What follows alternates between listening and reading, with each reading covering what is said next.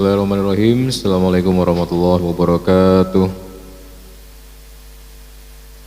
Alhamdulillah rabbil alamin. Nahmaduhu wa nasta'inuhu wa nastaghfiruh wa na'udzu billahi min syururi anfusina wa min sayyiati a'malina. May yahdihillahu fala mudhillalah wa may yudlil falan tajida lahu waliyyan mursyida. Asyhadu an la ilaha illallah wa asyhadu anna Muhammadan abduhu wa rasuluh la nabiyya wa la rasula ba'dah.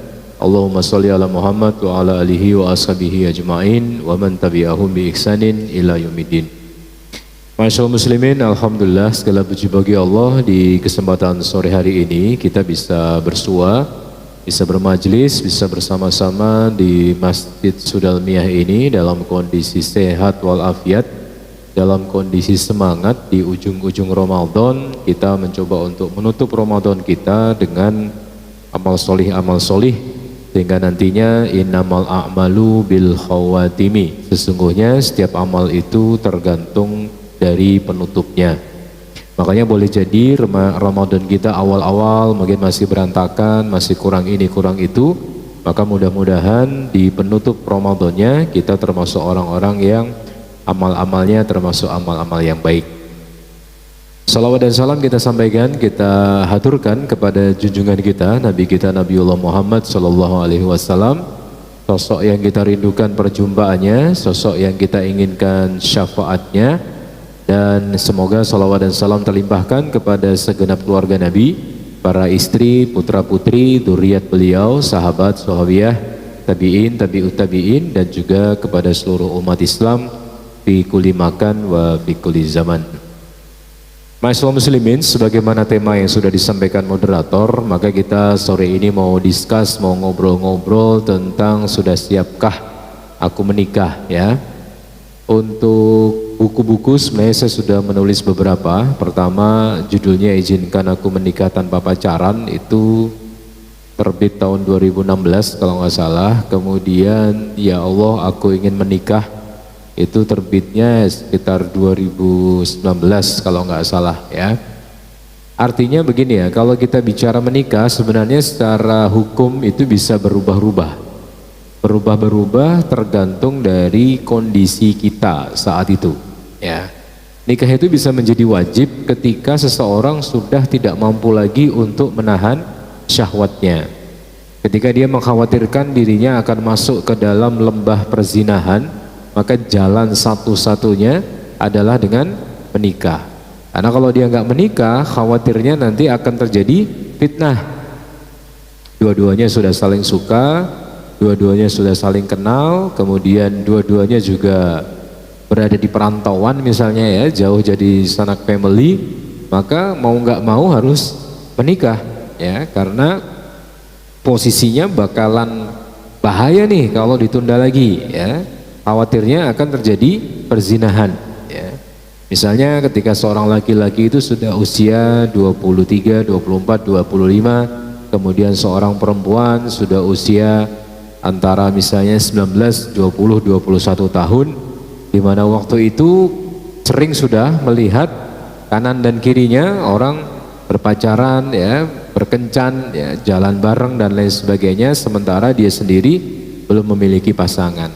Nah, ketika hari ini kondisinya sudah seperti ini ya, medsos sudah luar biasa liberal, kemudian pergaulan di sekitar kita juga sedemikian itu ya, pemandangan-pemandangan ketika kita berada di tempat-tempat umum, di publik space ya, sudah sedemikian rupa, maka ada orang-orang yang kemungkinan sudah tidak bisa lagi menahan diri terhadap syahwatnya.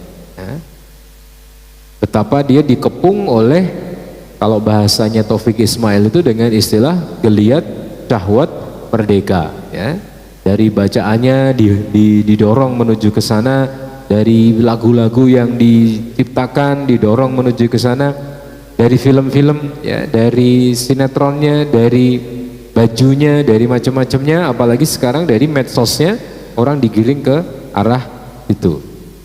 Nah, seseorang bisa menjadi wajib ketika dia mengukur pada dirinya. Indikatornya apa? Ketika saya tidak menikah, maka dikhawatirkan saya berzina ya. Maka kalau sudah kayak gini, ya sudah, bismillah ya. Dengan kekuatan seadanya, ya maisah mungkin ya yang penting punya penghasilan dulu, kemudian bismillah menyelamatkan diri dan agama. Ya. Karena syariat ini dia hifdzul mal, menjaga harta dengan cara apa? Kita diminta untuk zakat, diminta untuk sedekah. Hifdzuddin dengan cara apa? Menjaga sholat. Kemudian hifdzun nafas dengan cara apa?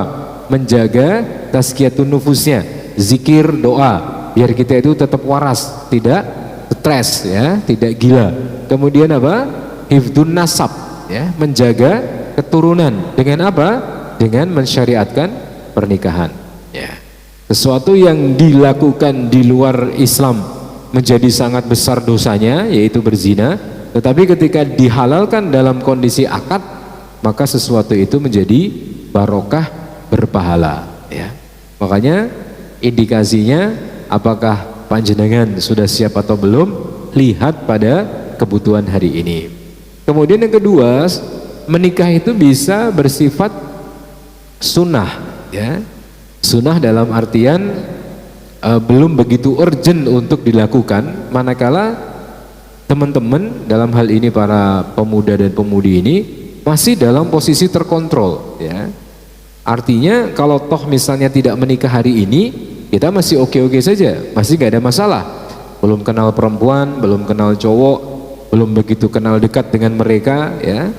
Belum begitu bucin-bucin, ya, belum begitu baper-baper, belum begitu gampang insecure, ya, masih bisa mandiri gitu, ya. Maka di posisi inilah kemudian masih sunnah bagi dia untuk menikah. Artinya kalau dia masih dengan aktivitasnya menjomblo, dengan single lillah tadi, dengan kuliah, dengan kegiatan-kegiatan, dengan taklim, dia masih sehat-sehat saja, tidak ada masalah, ya fadol, tidak menikah dulu juga tidak mengapa, ya. Kemudian nikah ini bisa bergeser menjadi sekedar mubah saja, manakala boleh saja silahkan menikah, ya. Artinya posisinya tidak begitu urgent dan juga tidak begitu dianjurkan, tapi masih dalam posisi batas-batas yang masih boleh. Artinya tidak kemudian sampai pada tataran udah sangat wajib untuk menikah. Misalnya usia-usia baru 18 kalau perempuan, ya. Kalau laki-laki baru usia 20, 21, ya. Boleh saja kalau mau menikah di usia segitu, cuma memang ada catatan-catatan yang harus diperhatikan, ya.